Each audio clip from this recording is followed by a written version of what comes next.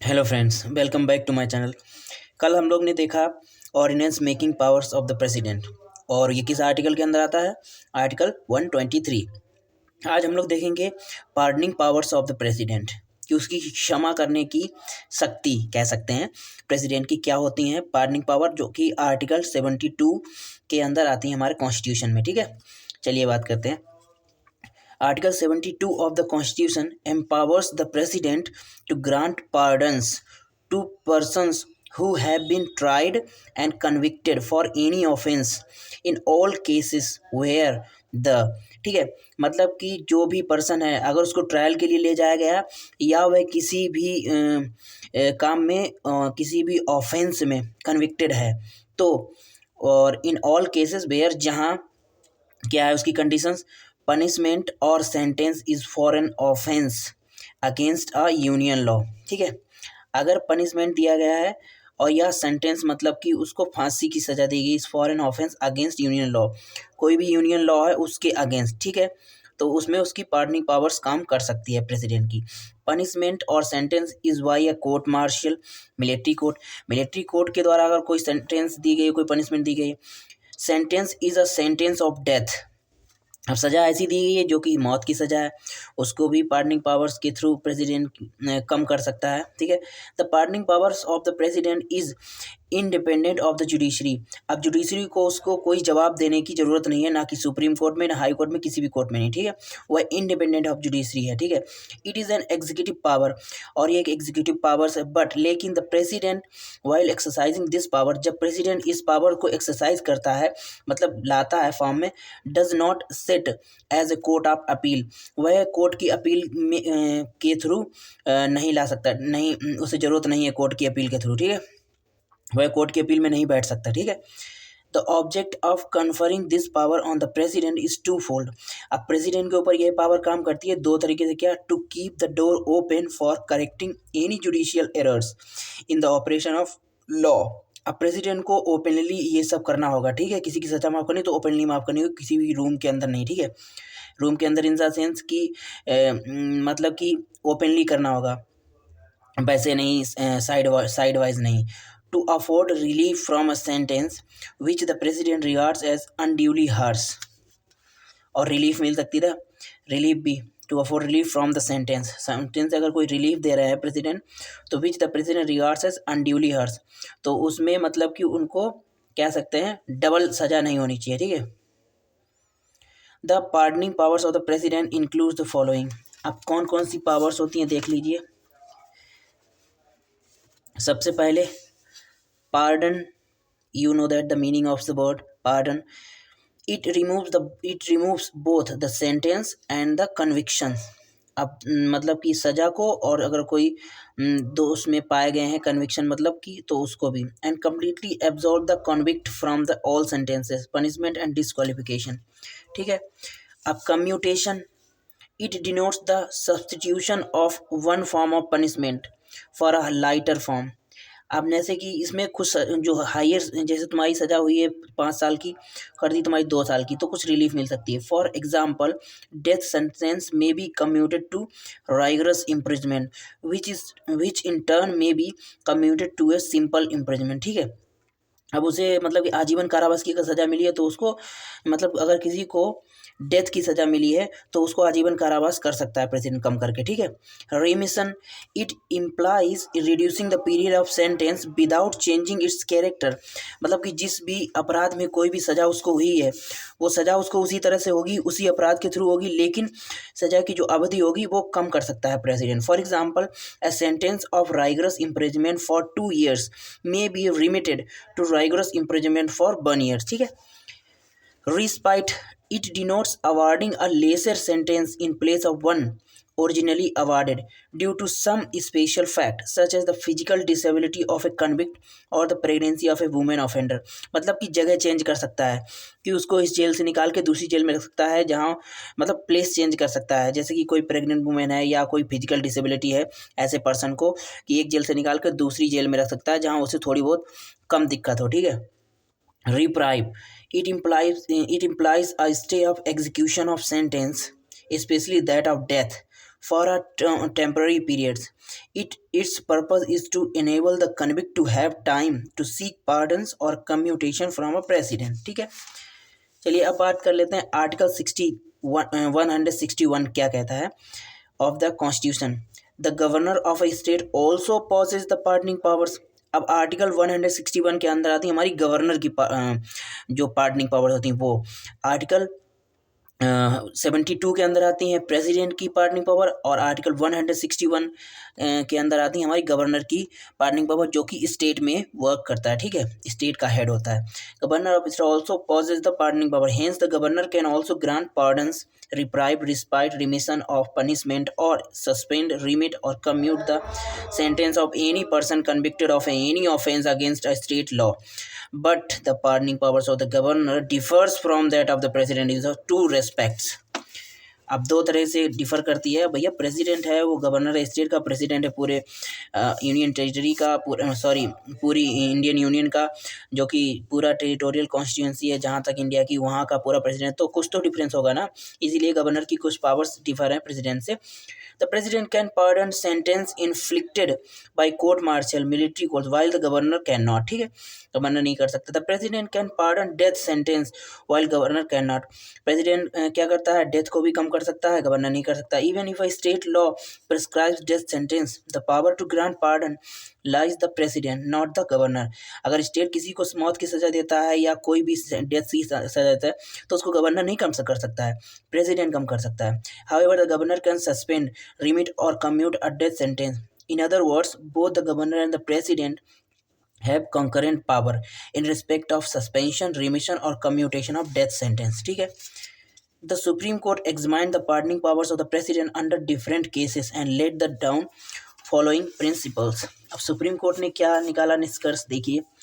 The petitioner for mercy has no right to an oral hearing by the president. अब president उसको oral hearing मतलब उसको particular जाके personally नहीं सुन सकता है। ठीक है, दूसरा पॉइंट क्या है, the president can examine the evidence afresh and take a view different from the view taken by the court. अब प्रेसिडेंट अपनी तरफ से पूरी जांच पड़ताल करेगा, ना कि कोर्ट के जो कोर्ट ने की है उसके बिहाफ पे चलेगा। The power is to be exercised by the president on the advice of the union cabinet. अब पावर ये प्रेसिडेंट की है, ये किसकी एक्सरसाइज की जाएगी, लेकिन किसकी एडवाइस पे, यूनियन कैबिनेट का, और यूनियन कैबिनेट का हेड कौन होता है, प्राइम मिनिस्टर। ठीक है, तो the president is not bound to give reasons for his order. अब प्रेसिडेंट बाउंड नहीं है कि उसने क्या रीज़न लगाया, क्या रीज़न दिया और उसको ये उसकी सज़ा कम कर दी, उस रीज़न को बताने के लिए प्रेसिडेंट बाउंड नहीं है किसी को। ठीक है, यहाँ तक कि प्राइम मिनिस्टर को भी। The president can afford relief not only from a sentence that he regards as unduly harsh but also from an evident mistake. ठीक है, there is no need for the Supreme Court to lay down specific guidelines for the exercise of power by the president. अब supreme court को कोई भी आवश्यकता नहीं है president की पावर्स को एक्सरसाइज कैसे किया जाता है उसकी गाइडलाइन बनाने का। ठीक है, अब नेक्स्ट क्या है, the exercise of the power by the president is not subject to judicial review except where the president's decision is arbitrary, irrational, malefied or discriminatory.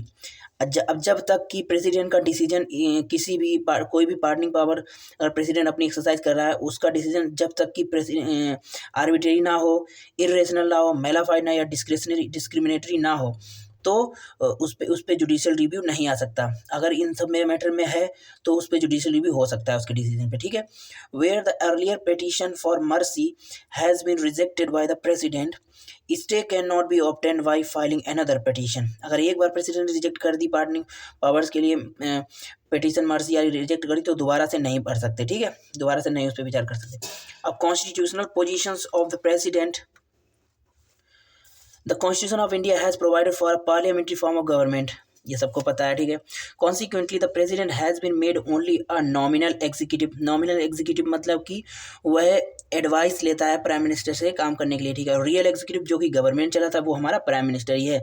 Being the council of minister headed by the prime minister. ठीक है, real executive being the council of minister headed by the prime minister. Nominal executive in the sense कि उसके नाम पे सारे काम किए जाते हैं लेकिन काम करता कौन है, प्राइम मिनिस्टर, जो कि काउंसिल ऑफ मिनिस्टर्स का हेड होता है। In other words The president has to exercise his power and function with the aid and advice of the council of minister headed by the prime minister। ठीक है, president को अपनी powers exercise करनी पड़ती हैं किसकी एडवाइस के through, council of minister के एडवाइस के थ्रू, जो जिसका हेड होता है प्राइम मिनिस्टर। ठीक है, doctor B.R. Ambedkar summed up the true position of the president in the following way.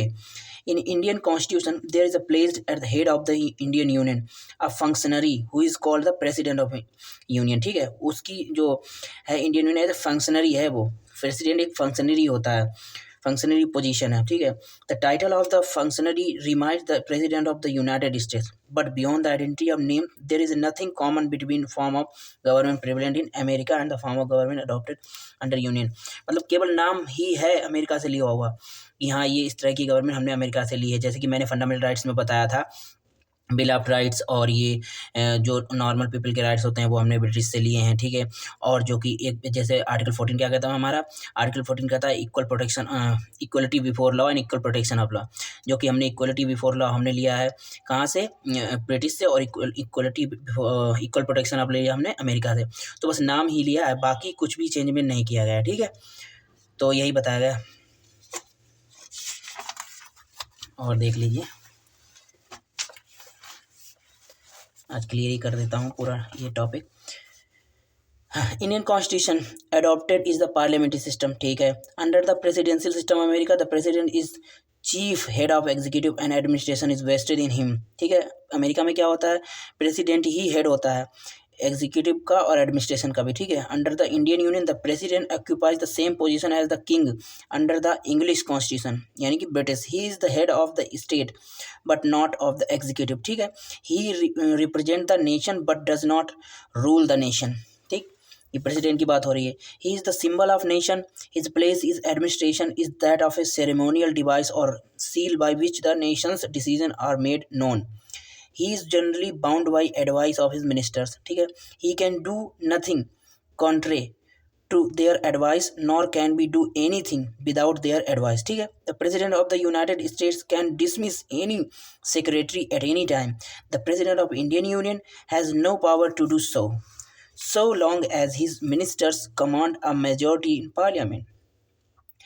in estimating the constitutional positions of the president, particular reference has to be made to the provisions of Article 53, 74 and 75. These are: the executive powers of the Union shall be vested in the President and shall be exercised by him either directly or through officers subordinate to him in accordance with the Constitution, Article 53.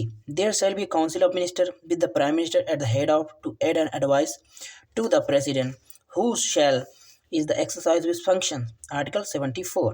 Council of Ministers shall be collectively responsible to the Lok Sabha, Article 75. Article 75.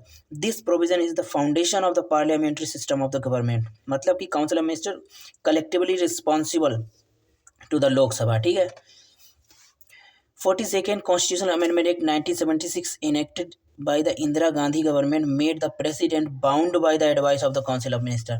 Indira Gandhi की government में 42nd constitutional amendment के through ये किया गया था कि president bound होगा किसकी, काउंसिल ऑफ मिनिस्टर की एडवाइस पे, और वो जो कि कौन हेड करता है, prime minister. The 44th constitutional amendment act 1978 enacted by the Janata Party government headed by Morarji Desai authorized the president to require the council of ministers to reconsider such advice either generally or otherwise। However, he shall act in accordance with the advice tendered after such reconsideration। In other words, the president may return a matter once for reconsideration of his minister, but the reconsidered advice shall be binding। ये तो वही power होगी, veto power हमारी। ठीक है, जो last वाली president की वीटो पावर थी, रिकंसिडर करने के लिए कोई भी बिल पार्लियामेंट में भेजेगा तो मिनिस्टर दोबारा से उसे कंसिडर करके प्रेसिडेंट को भेजेंगे, तो प्रेसिडेंट को साइन करना ही पड़ेगा। ठीक है, यहाँ से यहाँ तक। ठीक, in October 1997, the cabinet recommended President K.R. Narayan to impose president's rules under Article 356 in Uttar Pradesh। 1997, the president returned the matter for the reconsideration of the cabinet, which then decided not to move ahead in the matter। Hence, the BJP-led government under the Kalyan Singh was saved। Again, in September 1998, the president K.R. Narayanan returned a recommendations of the cabinet that sought the imposition of the president's rule in Bihar. After a couple of months, the cabinet re-advised the same. It was only then that the president's rule was imposed in Bihar in February 1999. Though the president has no constitutional discretion, he has some situational discretion. In other words, the president can act on his discretion, that is without the advice of the ministers, under the following situations. Appointment of prime minister under the following situation, ठीक है. Appointment of prime minister when no party has a clear majority. बिना advice, minister की advice के केवल कुछ ही काम कर सकता है प्रेसिडेंट. क्या काम कर सकता है? Appointment of prime minister when no party has a clear majority in the Lok Sabha और when the prime minister in the office dies suddenly there is no obvious successor. Dismissal of the council of minister when it can not prove the confidence of the Lok Sabha. ठीक है. Dissolution of Lok Sabha if the council of minister has lost its majority. ठीक है. यही काम, 3 काम कर सकता है बिना काउंसिल ऑफ मिनिस्टर की एडवाइस के प्रेसिडेंट. ठीक है. चलिए, आज हमारा प्रेसिडेंट का टॉपिक पूरा कवर हुआ और कुछ है इसमें क्या क्या आर्टिकल हम लोग ने देखे. सबसे पहले हमने आर्टिकल देखा article 56 term of office of the president, जो कि 5 ईयर्स का होता है. 57 article eligibility of re election. ठीक है. Article 58 qualification of election as a president. Indian, सबसे पहले तो इंडियन सिटीजन होना चाहिए, 35 ईयर्स ऑफ एज होनी चाहिए, लोकसभा के मेंबर के लिए क्वालिफाइड होना चाहिए इलेक्शन के. ठीक है. तो ये होती हैं सारी क्वालिफिकेशन. कंडीशंस क्या होती हैं? कंडीशंस होती हैं कि किसी भी प्राइवेट या पब्लिक या किसी भी सेंट्रल स्टेट किसी भी जॉब में इन्वॉल्व ना हो. ठीक है. किसी भी प्रॉफिट में इन्वॉल्व ना हो और मतलब कि 35 ईयर्स ऑफ एज हो. ठीक है. यही सब कंडीशन है. आर्टिकल 60 क्या कहता है? ओथ और अफर्मेशन बाय द प्रेसिडेंट. अब ओथ कौन दिलाता है? Chief justice of India. उसकी एब्सेंस में कौन ओथ दिलाता है? सीनियर मोस्ट जज ऑफ द सुप्रीम कोर्ट. ठीक है. अफर्मेशन. ठीक है. 61 procedure for impeachment. Procedure for impeachment क्या है? एक हाउस, सबसे पहले लोकसभा के पार्लियामेंट के दोनों हाउसों में एक हाउस, किसी भी हाउस के थ्रू अगर चार्जेस लगाए जा रहे हैं तो उस हाउस के थ्रू 1/4 मेंबर जो टोटल प्रेजेंट है उस टाइम 1/4 मेंबर का से वो चार्जेस पास होना जरूरी है. उसके बाद majority of 2/3 member of that house जिसने चार्जेस लगाए हैं उससे पास होना जरूरी है. उसके बाद फिर दूसरे हाउस में भेजा जाता है. फिर वहाँ की 2/3 majority of total members present in that time, तो उससे पास होना जरूरी होता है, तब इम्पीचमेंट होगा प्रेसिडेंट का. ठीक है.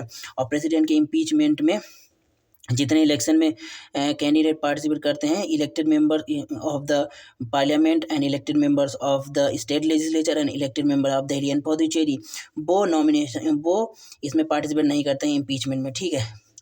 और स्टेट लेजिस्लेचर के न तो नॉमिनेटेड और ना तो इलेक्टेड मेंबर पार्टिसिपेट करते हैं और दिल्ली और पुडुचेरी के भी नॉमिनेटेड मेंबर पार्टिसिपेट नहीं करते हैं. लेकिन सेंट्रल के नॉमिनेटेड मेंबर पार्टिसिपेट कर सकते हैं इम्पीचमेंट में, और जो कि इलेक्शन में नहीं करते हैं. ठीक है. Article 62 time of holding election to fill vacancy in the office of the president. Time of holding election, लगभग उन्हें टाइम दिया जाता है 6 महीने का. ठीक है. 6 महीने के अंदर वैकेंसी को फिल करना जरूरी होता है ऑफिस की. 65 article vice president act as a president और टू डिस्चार्ज फंक्शन. आर्टिकल 65 के थ्रू वाइस प्रेसिडेंट, अगर प्रेसिडेंट नहीं होगा, सडनली अगर डेथ हो गई या रिज़ाइन दे दिया या किसी कारण से इम्पीचमेंट हो गया और वैकेंसी खाली है, तो उस समय vice president as a president काम करेगा आर्टिकल 65 के थ्रू. आर्टिकल 71 क्या कहता है? Matters relating to the election of the president.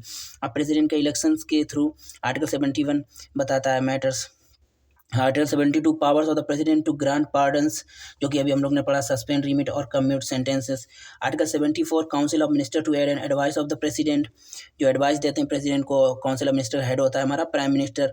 Article 75 और other provisions as to ministers like appointment, term, salaries etcetera. ठीक है. Article 76 attorney general of India को बताता है. Article 70 conduct of business of government of India. Article 78 duties of prime minister in respect to furnishing the information to the president. Article 85 successions of the parliament, prorogation and dissolution, जो कि हम लोग आगे पढ़ेंगे अभी जब पार्लियामेंट वाला topic पढ़ेंगे. ठीक है. और आर्टिकल 111 ये हमारा क्या है? ये हमारी देता है पावर्स प्रेसिडेंट को. कौन सी? Veto powers. ठीक है. Article 100 union budget annual financial statement, जो कि सबसे पहले लोकसभा में प्रेसिडेंट ही देता है. ठीक है. प्रेस करता है, प्रेसिडेंट के थ्रू पेश किया जाता है. 123 powers of the president to promulgate ordinance, ordinances बनाने की powers. 143 power of president to consult, supreme court से कंसल्ट कर सकता है किसी भी मैटर में, लेकिन वह बाउंड नहीं है सुप्रीम कोर्ट ने जो उसे कंसल्टेशन दी है उसको मानने के लिए. ठीक है. आर्टिकल 143 ऐसा बताता है. तो आज हमारा प्रेसिडेंट का पूरा टॉपिक क्लियर हो गया है। मिलते हैं नेक्स्ट टॉपिक में, तब तक के लिए धन्यवाद, थैंक यू।